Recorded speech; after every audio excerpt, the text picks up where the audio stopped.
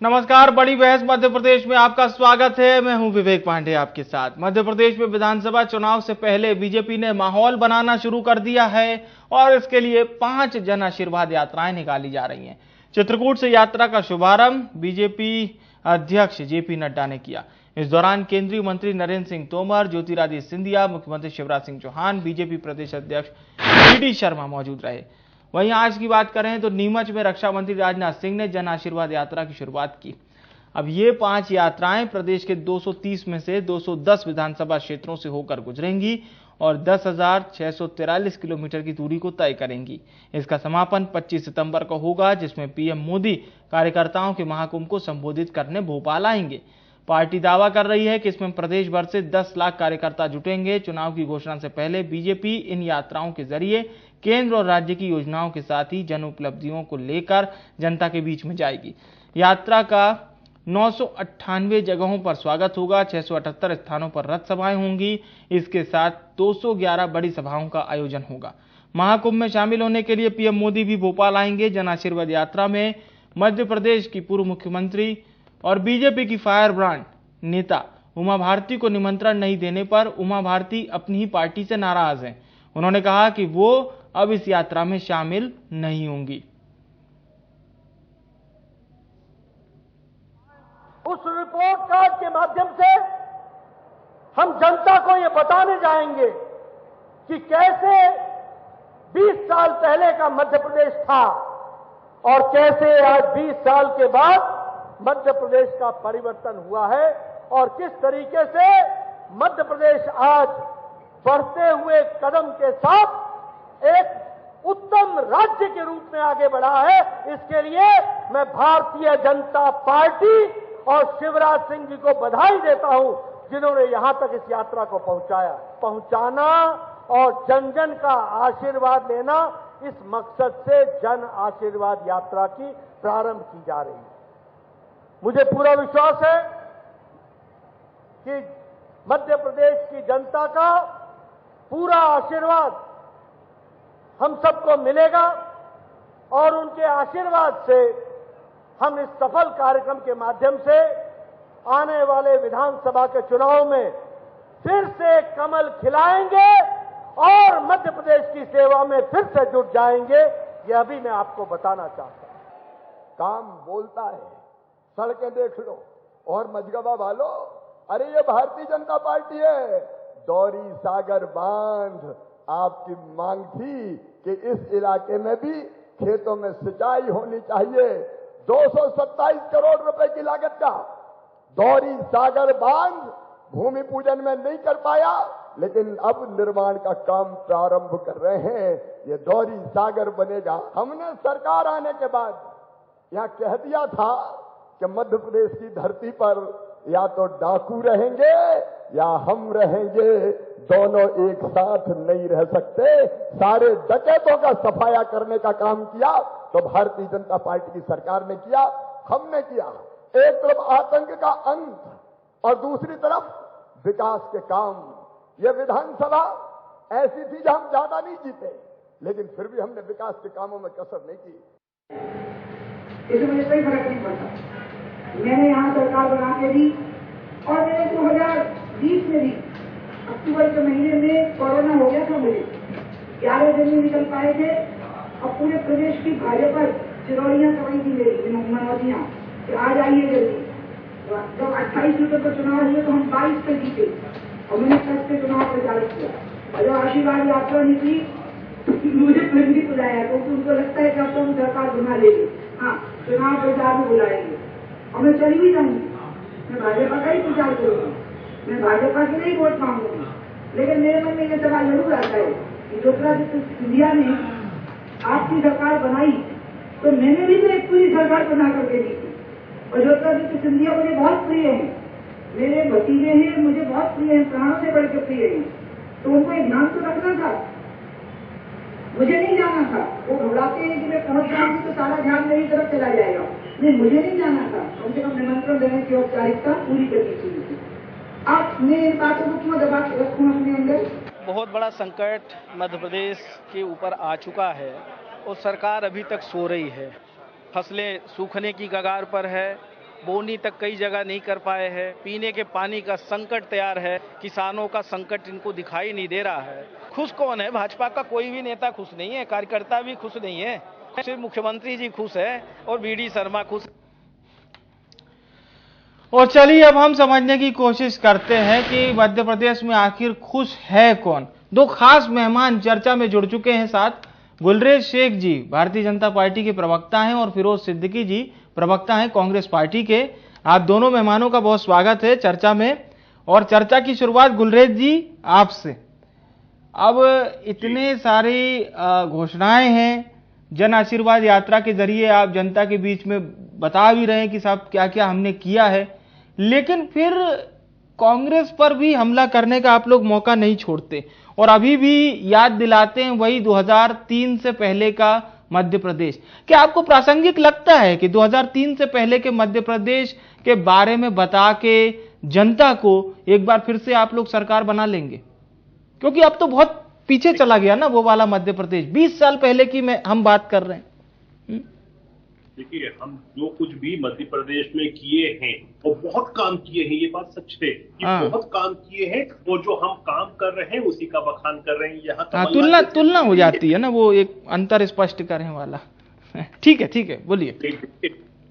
यहाँ कमलनाथ वाली स्थिति नहीं है कि जिन्होंने 15 महीने सरकार में रहे और 15 महीने मतलब एक जो फुल टर्म का 1/3 पोर्शन वो सरकार में रहे मुख्यमंत्री, वो दिखाने के लिए एक भी काम उनके पास नहीं था। एक भी ऐसा काम नहीं किया उन्होंने जिसको इंगित कर सके। इसकी इधर उधर की सारी बातें करते हैं लेकिन अपने कार्यकाल के बारे में बात नहीं करते। आप माननीय दिग्विजय सिंह को देखिए कि जो इंसान 10 साल तक मुख्यमंत्री रहा मध्य प्रदेश का, एक बात नहीं कर पाते वो कि उन्होंने ये करके दिया था, ये सौगात दी थी, क्योंकि इन लोगों ने मध्य प्रदेश का बंटाढार वास्तव में किया था। और जो आप मुझसे पूछ रहे हैं ना कि हम तुलनात्मक रूप से क्यों बात करते हैं, क्योंकि एक ऐसा इन्होंने लांछन लगाया था मध्य प्रदेश पर जो टेक्स्ट बुक केस बन गया था कि बीमारू राज्य की श्रेणी में कौन आता है, मध्य प्रदेश और 2-3 राज्य और आते थे। उस जो बदनुमा दाग मध्य प्रदेश में लगाया था वो हमने निकाला है और हम नहीं चाहते कि कभी भी वो लोग लगे।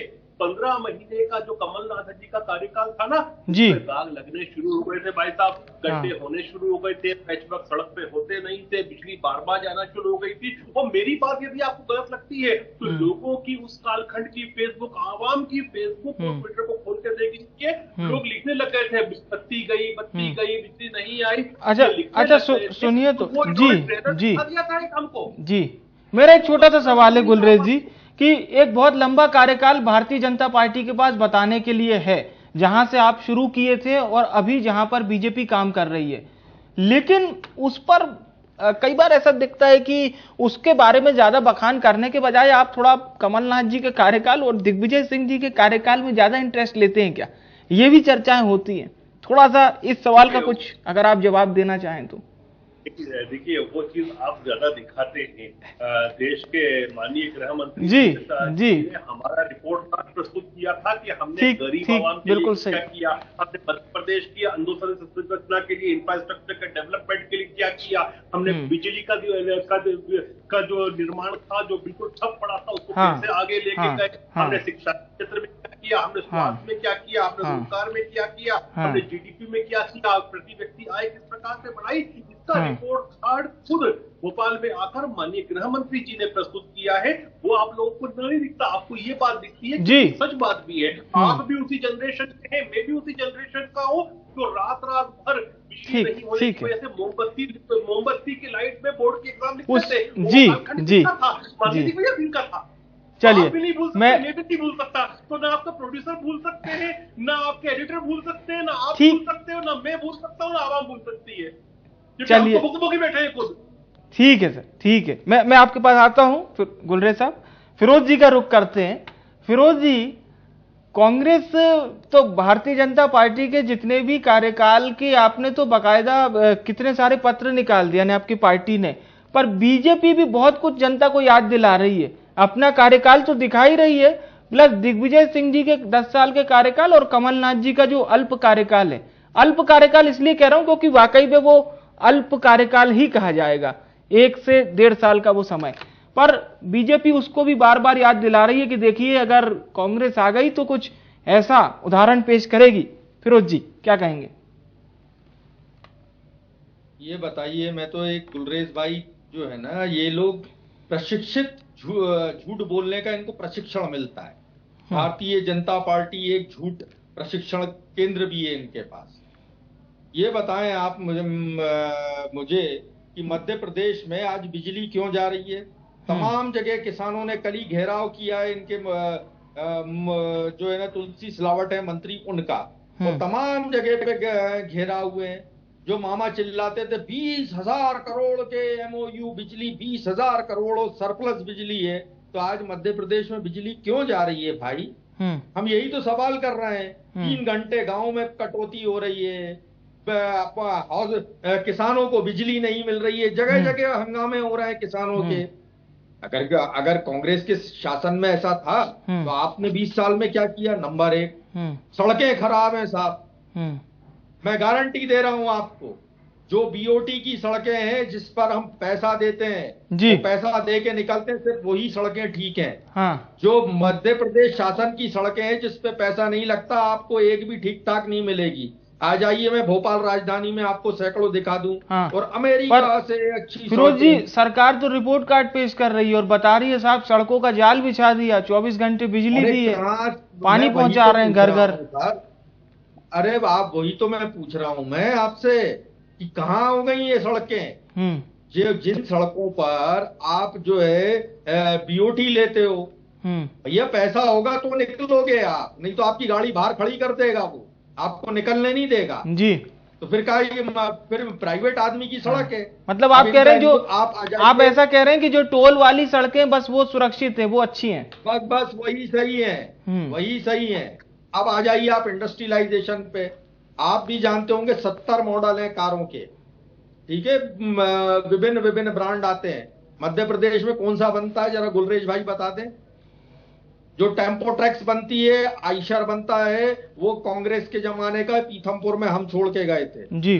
वो है, आज भी वही है पीथमपुर का इंडस्ट्रियल एरिया जो हम छोड़ के गए थे।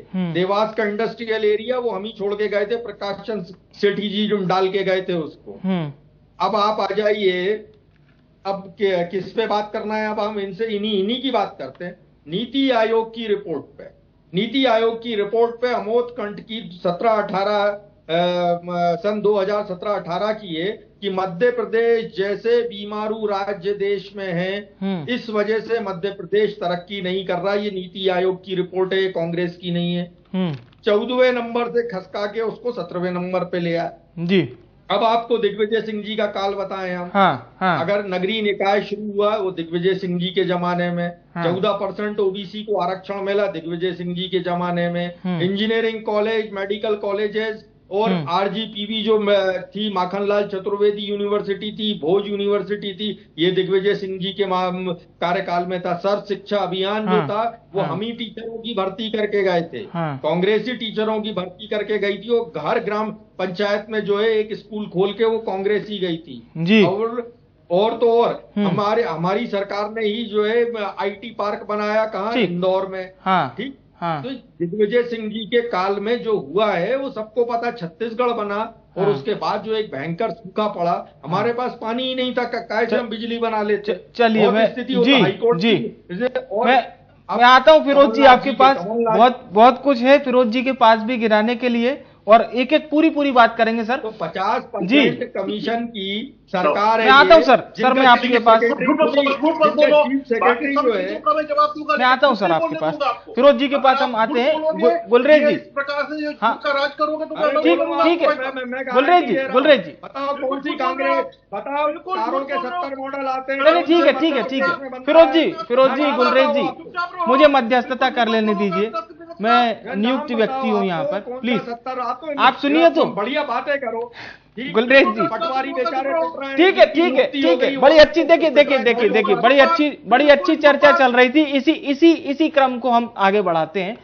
गुलरेज जी, अब आप कह रहे थे साहब कि दिग्विजय सिंह जी के समय कुछ काम नहीं हुआ, कमलनाथ जी के समय कुछ काम नहीं हुआ, और फिरोज जी तो क्रमशः हमारे दर्शकों को उन्हीं के काम बता रहे थे।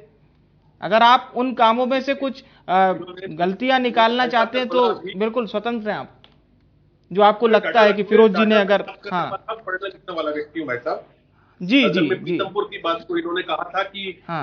फोर्स के अलावा फोर्स और आयशर जो इनके समय हाँ। था, उसके बाद कुछ नहीं आया। तो जो हाँ। इक्विपमेंट और पार्ट मैन्युफैक्चरिंग प्लांट कौन कौन सी कंपनीज के हैं, नाम सुन लीजिए।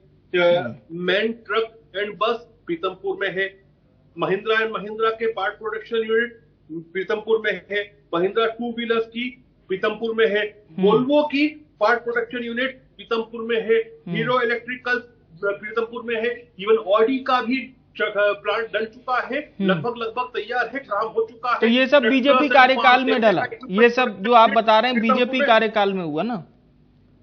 ये बीजेपी कार्यकाल में हुआ है। फिर जहां तक ये बात कर रहे थे ना, बिजली की, इनके पास बिजली नहीं थी भाई साहब, 651% का इजाफा हुआ है। मैं आ रहा हूँ सर, सिद्दीकी साहब मैं आपके पास आऊंगा जी, सिद्दीकी साहब मैं आपको पूरा मौका दूंगा सर। बात करते हैं शिक्षा में 620% का इजाफा मेडिकल शिक्षा में हमने लाके दिया। हमने स्कूली शिक्षा जो होती है उसमें 895% का सालों में इजाफा हमने करके दिखाया है। सड़क का जो इंफ्रास्ट्रक्चर केवल 60,000 किलोमीटर हुआ करता था, उसको 5.25 लाख किलोमीटर तक हम लेके गए। और एक चीज सुनकर आपको भी शर्म आ जाएगी, 6 लेन हाईवे जो मध्य प्रदेश में इनके कालखंड में हुआ करते थे, 92 किलोमीटर केवल हुआ करता था, उसको 5.25 किलोमीटर मेरी सरकार ने करके दिखाया है। और मैं तो कांग्रेस पार्टी को चुनौती देता हूँ।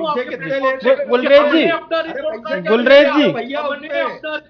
जारी किया, गुलरेज जी सुनिए तो, पार्टी उनके कालखंड का रिपोर्ट कार्ड, गुलरेज जी हम चुप हो जाएंगे। फिरोज जी ये कह रहे हैं कि अभी गांव में बिजली जा रही है, किसान परेशान है सूखा से, प्रेजेंट मतलब बता रहे हैं। सरप्लस बिजली कहाँ है? हाँ ठीक है पूछिए। बिल्कुल है, 100% इलेक्ट्रिफिकेशन हमने किया है, गांव में भी बिजली मिल रही है। हालांकि ये हुआ है कि 50 साल में सबसे ज्यादा इस महीने की जो डिमांड है वो इस बार आई है, लेकिन फिर भी गांव को भी, किसान को भी बिजली दी जा रही है, शहर को भी दी जा रही है। आप बताए भाई साहब, आपके घर में इन्वर्टर है क्या? आप झूठ बोलते रहेंगे, थोड़े ना 10,500। मैं आता हूँ फिरोज जी आपके पास, मैं आता हूँ जी। तेल बस्ती होती थी कि नहीं होती थी, बताओ ना। चलिए ठीक है, मैं फिरोज जी से जवाब ले लेता हूं। बोलिए फिरोज जी। बताइए। गुलरेज जी तो ये कह रहे हैं साहब बिजली भी देने का काम कर रहे हैं और सड़कों का जाल बिछा दिया है, तुलनात्मक अध्ययन कर रहे हैं गुलरेज जी तो। भाई साहब और आप एक नई चीज सुन लीजिए, इनको बताइए, इनकी लाडली लक्ष्मी योजना, मामा कहलाते हैं मध्य प्रदेश के मुख्यमंत्री। मध्य प्रदेश का नेशनल फैमिली हेल्थ सर्वे 5 वो ये कहता है कि मध्य प्रदेश की 29.6% बच्चियां जो है वो मिडिल स्कूल में जाती हैं आफ्टर 10 ईयर्स। ठीक, हमसे नंबर 1, नंबर 2, नंबर 3 और नीचे से नंबर 3 पे है। वो जो नंबर 1, नंबर 2, नंबर 3 है वहां किसी के भी मुख्यमंत्री मामा नहीं कहलाते। ठीक है, तो ये मामा की हकीकत है और मैं नहीं। इनसे कहिए गूगल रखे ही है, ये तो गूगल वाले पर इनसे बोलिए गूगल पे पढ़ लें, नेशनल हेल्थ फैमिली सर्वे 5 पढ़ के देख लीजिए। वो कह रहा हमने एजुकेशन में इतना, अरे हमने माखन लाल चतुर्वेदी पत्रकारिता विश्वविद्यालय खोला। ठीक, हमने हरी सिंह गौर यूनिवर्सिटी में जर्नलिज्म चालू किया। आज आपके दिल्ली में, नोएडा में मध्य प्रदेश के लोग दिखते हैं या नहीं दिखते हैं? वो किसका काम है? वो कांग्रेस का काम है। इनकी तो बातें हैं और बातें ही बातें हैं। ठीक, या अब मध्य प्रदेश की स्वास्थ्य व्यवस्था 17वें नंबर पे है। ठीक है, दिग्विजय सिंह का शासन काल उपलब्धियां जिस प्रकार से, ठीक, लाखों पद खाली पड़े हुए हैं, 60% पद खाली पड़े हुए हैं मध्य प्रदेश में 4.25 लाख करोड़ का कर्जा है। और उसके बाद हालत यह है कि जिनको शामिल कर लिया, जिनकी नियुक्ति हो गई, वो उनको लाते मार रही है पुलिस। पटवारी नियुक्ति में लोगों को पुलिस लाते मार रही है। ये मध्य प्रदेश की स्थिति है। गाय की बात करते आए थे, इनकी उमा भारती है ना, जिनको बुलाया नहीं, वो रो रही थी सुबह से। तो वो उमा भारती आई थी कि गाय जो है गो की मैं है ना रक्षा करूंगी। हो गई क्या रक्षा गाय की? आपको जगह जगह हाईवे पे बैठी हुई मिलेंगी गाय। ये स्थिति है गाय की। चलिए मैं जी काम किया इनके पास है। ठीक है, एक अंतिम प्रतिक्रिया ले लेता हूँ गुलरेज जी से, फिर आपके पास लौटता हूँ फिरोज जी। ये किसी काम के नहीं है। ठीक है, गुलरेज जी क्या कहेंगे?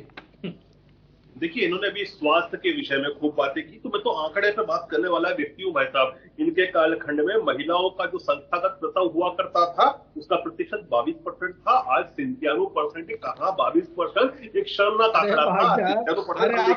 मैं आ रहा हूँ फिरोज जी, आपके पास आ रहा हूँ। एक फाइनल कमेंट मैं आपसे लूंगा, फिरोज जी फाइनल कमेंट लूंगा मैं आपसे, प्लीज प्लीज प्लीज प्लीज थोड़ा सा उनको बोल लेने दीजिए।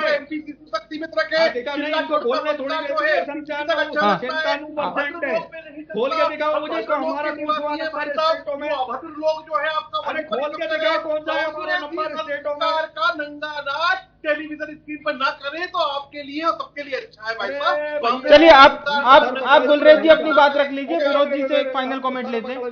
हाँ बोलिए गुलरेज जी। अरे हम तो सर पकड़ लिए महाराज, आप तो खाली मध्य प्रदेश में महिलाओं कह रहा हूँ। अरे रहने दीजिए, अरे आप बिल्कुल मत गिनाइए, मात्र मृत्यु बोलिए। 1 लाख जब महिलाएं को जन्म देती हैं, बच्चों को उनमें से 379 मर जाती थी, अब कितनी 121 पे ला दिया, मतलब माइनस हमने करके दिखाया। शिशु मृत्यु दर जो 86 पे थी वो 23 हमने करके दिखाई। ये काम किया है। आप स्वास्थ्य की बात कर रहे हैं ना, मैं एक डॉक्टर बैठा हूँ। जब मैं 1999 में 12वीं पास किया था, सन 2000 में मुझे डॉक्टरी करना थी, तो मध्य प्रदेश में मेडिकल डेंटल मिला के 6 कॉलेज थे। बदकिस्मती से मुझे कर्नाटक जाके पढ़ना पड़ा था। आज 43 कॉलेजेस है। ये छाती ठोक के मैं बोलता हूँ हमने किया है। चलिए ठीक है, आपकी बात पे एक अंतिम प्रतिक्रिया फिरोज जी से ले लेते हैं। फिरोज जी, इंजीनियरिंग कॉलेजेस हमारी देन है, ये सब प्राइवेट। आज ठीक है गुलरेज जी, सारा प्रदेश मोमबत्ती में था, मिस्टर मंटा महाराष्ट्र में पढ़ा। अरे आपने तो व्यापन किया है। चर्चा का बहुत कम समय बचा है, आप लोग प्लीज। फिरोज जी आप अपनी बात रखिए। गुलरेज जी ठीक है प्लीज बोलिए। ऐसा है कि झूठ बोलने की मशीन है ये। अगर इनको national family health survey, please चर्चा का फिर बहुत समय ऐसे खराब हो जाता है। और अगर आप इनको टीवी पर रिले कर देंगे तो पता चल जाएगा कितना मध्य प्रदेश की स्थिति कहाँ है।